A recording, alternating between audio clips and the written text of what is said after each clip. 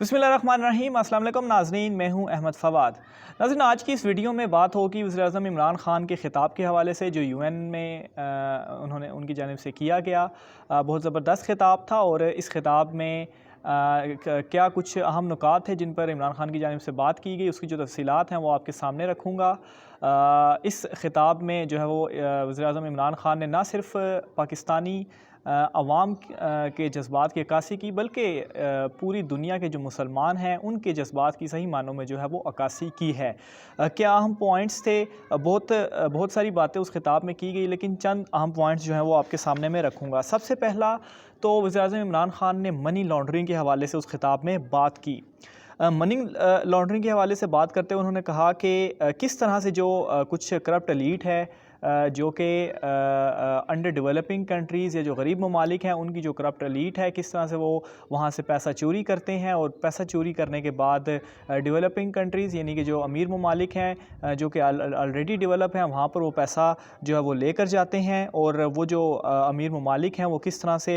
इन corrupt लोगों की पुष्टपनाही करता है और इनकी हौसला अफजाई भी करता है और इनको सहूलतें भी देता है और इनको ये इजाज़त भी देता है कि वो जो है वो उनके मुल्क में जाकर और वहाँ पर जो जायदादें हैं वो भी ख़रीद सकें। तो ये बहुत अहम नुक्ता था जो इमरान ख़ान की जानिब से उठाया गया और इमरान ख़ान ने उन ममालिक से ये कहा कि बल्कि दुनिया को ये कहा कि इस हवाले से कानून जो है वो बनने चाहिए और वो जो पैसा है जो कि ऑलरेडी जो पहले से गरीब ममालिक हैं वहाँ से जो पैसा अमीर ममालिक में जा रहा है वो वापस आना चाहिए, वो करप्शन का पैसा जो है वो वापस आना चाहिए। इस हवाले से जो कवानीन हैं वो बनने चाहिए और इसकी मिसालें भी आपके सामने हैं। लंदन और दुबई कैसे जो है वो लंदन में और दुबई में पाकिस्तानियों की जो है वो बहुत सारी जायदादें हैं। नवाज़ शरीफ का जो मिसाल है वो भी आपके सामने है कि कैसे पाकिस्तान से करप्शन करके वो जो है वो बाहर पैसा लेकर गए, इंग्लैंड पैसा लेकर गए, वहाँ पे जो उन्होंने अपार्टमेंट्स वगैरह ख़रीदे। तो ये बहुत अहम नुक्ता था जो कि इमरान ख़ान की जानिब से इस खिताब में उठाया गया।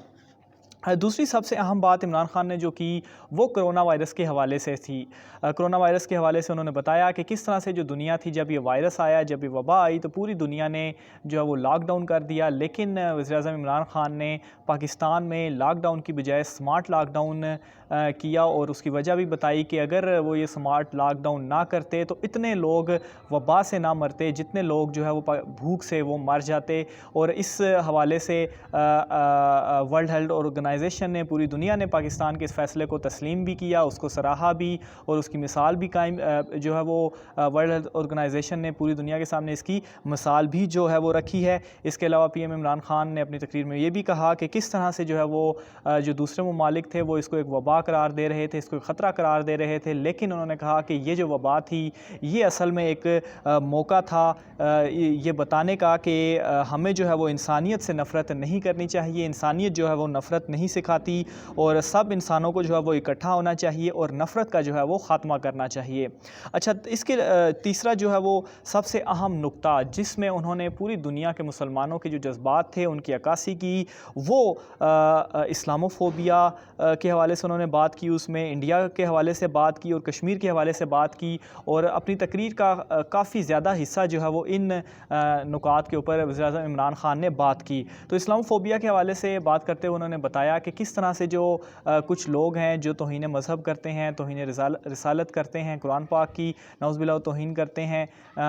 तो वो लोग ये कहते हैं कि ये जो है वो आज़ादी इज़हार राय है, लेकिन ये आज़ादी इज़हार राय नहीं है कि ये जो है वो मज़हब की आप तौहीन कर रहे हैं, तो इसकी इजाज़त बिल्कुल भी नहीं होनी चाहिए। उन्होंने कुछ वाक़यात भी बताए, नाम लेकर उन लोगों ने जिन लोगों ने काम किया नऊज़ुबिल्लाह उनके हवाले से बताया। और इस पे उन्होंने कहा कि इस तरह से करने से जो मुसलमान हैं पूरी दुनिया के, उनके जज्बात मजरूह होते हैं, तो इस चीज़ को नहीं होना चाहिए, इस चीज़ को रोकना चाहिए और पूरी दुनिया जो है वो इस हवाले से मिलकर बैठे और इस हवाले से सोचे और ये जो वाक़यात हैं इनको रोके और इस तरह के वाक़यात के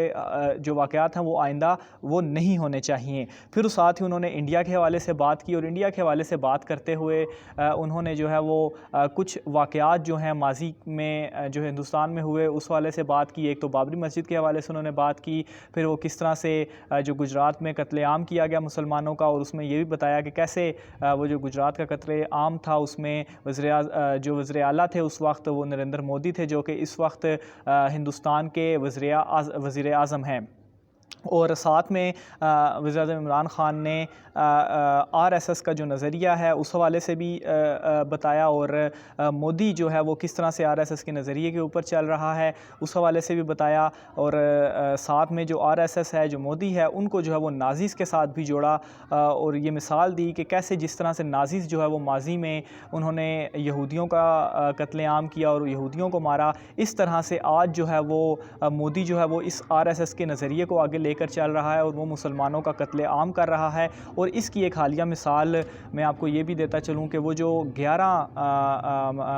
پاکستانی ہندو تھے ان کو کس طرح سے ہندوستان کے اندر مارا گیا، اور جو اینکر عمران خان ہیں انہوں نے بھی اس حوالے سے ایک ویڈیو کی، اور اس ویڈیو میں انہوں نے یہ بتایا ہے، یہ انکشاف کیا ہے کہ یہ وجہ بھی بتائی ہے کہ ان کو کیوں مارا گیا، کہ را کی جانب سے ان کے اوپر پریشرائز ان کو کیا گیا کہ وہ جو ہے وہ پاکستان میں ہندوستان کے لیے جاسوسی کریں۔ جب انہوں نے انکار کیا تو اس انکار پر انہوں نے کیا کیا کہ ان 11 لوگوں کو ان کا قتل کر دیا۔ اس حوالے سے پاکستان میں بھی احتجاج ہوا، اور یہ مطالبہ کیا جا رہا ہے کہ یہ کیا ہے، وہ جو لوگ ہیں ان کو سامنے لے کر آیا جائے۔ تو یہ وہ RSS کا نظریہ ہے، اور ان کو کس طرح سے نازیز کے ساتھ ملایا گیا، اور یہ جو مودی ہے وہ اس کو آگے اسی طرح سے لے کر چل رہا ہے۔ پھر اس کے بعد انہوں نے کشمیر پر بات کی۔ کشمیر پر بات کرتے ہوئے انہوں نے پہلے بھی جو انہوں نے ایک تقریر UN میں کی تھی، اور بہت جو ہے وہ انہوں نے کشمیر کے مسئلے کو بڑے زبردست انداز میں انہوں نے اٹھایا۔ یہاں پر بھی انہوں نے دوبارہ بات کی، اور وہ جو آرٹیکل ہندوستان نے لگایا کشمیر پر اس حوالے سے بھی انہوں نے بات کی، ساتھ میں بتایا کہ کیسے کشمیر کے اوپر جو مودی ہے وہ ظلم کر رہا ہے، اور ابھی جو ہے وہ مزید فوج جو ہے وہ کشمیر کے اندر بڑھا دی گئی ہے، اور اب جو کل تعداد ہے کشمیر میں بھارتی فوج کی وہ 9 لاکھ ہے، اور وہ 9 لاکھ فوج کیا کر رہی ہے، ان نہتے کشمیریوں کے اوپر جو ہے وہ مظالم ڈھا رہی ہے، ان کے اوپر وہ ظلم کر رہی ہے۔ تو انہوں نے کہا کہ اس مسئلے کو حل ہونا چاہیے، UN جو ہے وہ اپنی قراردادوں کے مطابق اس مسئلے کو حل کرے، اور پاکستان جو ہے وہ اس مسئلے کے حل کے لیے اور یہ جو بھارتی مظالم کر رہا ہے اس کے لیے جو ہے وہ اپنی آخری حد تک بھی جائے گا۔ اچھا، اس کے علاوہ سب سے اہم نقطہ جو اس تقریر میں تھے، جو میرے خیال سے بہت اہم ہے، وہ تھا جو مسئلہ فلسطین اور بیت المقدس کے حوالے سے انہوں نے اٹھایا، اور اس میں انہوں نے یہ کہا کہ 1967 میں جو سرحد تھی وہی ہونی چاہیے، یعنی کہ 1967 کا جو فلسطین کا نقشہ تھا اس کے مطابق سرحد بندی ہونی چاہیے، تب ہی جو ہے وہ اس بات کو جو ہے وہ اسے جو ہے وہ تسلیم کریں گے، اور اس نقشے کے اوپر اگر جایا جائے تو جو بیت المقدس ہے وہ دارالحکومت ہے فلسطین کا، وہ اسے واپس ملنا چاہیے، اور اسرائیل کی جو سرحد اس وقت کے نقشے کے مطابق تھیں وہ ان کے پاس جانی چاہیے۔ اگر اس طرح سے ہوگا تو تب ہی جو ہے وہ اس بات کا حل نکلے گا، اور UN کو یہ چیز کرنی چاہیے، اور پاکستان بھی تب اس بات کو ایکسیپٹ کرے گا۔ اور ایک مرتبہ پھر وزیراعظم عمران خان نے اسرائیل کے معاملے پر اپنا جو سٹانس تھا وہ واضح کر دیا۔ اور اس حوالے سے میں آپ کو ایک بتاؤں کہ گزشتہ چند دن پہلے جاوید چودھری کی جانب سے ایک کالم لکھا گیا، وہ کالم میں نے بھی پڑھا، اور اس کالم کو پڑھنے کے بعد مجھے تو ایٹ لیسٹ یہ تاثر ملا کہ وہ اپنے کالم میں یہ کہہ رہے ہیں کہ جب اسرائیل کو تسلیم نہیں کیا گیا تھا قائد اعظم محمد علی جناح نے، تو اس وقت جو حالات تھے اور ابھی کے جو حالات ہیں وہ ان کو ہمیں دیکھنا چاہیے، وہ ڈیفرنٹ ہیں۔ تو میرے خیال سے انہوں نے ایک تاثر دیا اسرائیل کو تسلیم کرنے کے حوالے سے، لیکن آج کی اس تقریر میں یہ اس کالم کا بھی جواب تھا، اور وزیراعظم عمران خان نے ایک مرتبہ پھر کلیئر کر دیا کہ وہ کسی صورت جو ہے وہ یہ فلسطین کا مسئلہ حل ہونا چاہیے، اور وہ جو ہے وہ اسرائیل کو تقسیم نہیں کریں گے۔ تو یہ سب سے اہم نقطہ تھا اس تقریر میں جو میں نے آپ کے سامنے رکھا۔ ناظرین، آج کی ویڈیو میں اتنا ہی، اپنا خیال رکھیے گا، ہمارے اس چینل کا بھی خیال رکھیے گا، اسے سبسکرائب ضرور کیجیے گا۔ آئندہ ویڈیو میں پھر ملاقات ہوگی۔ اللہ حافظ۔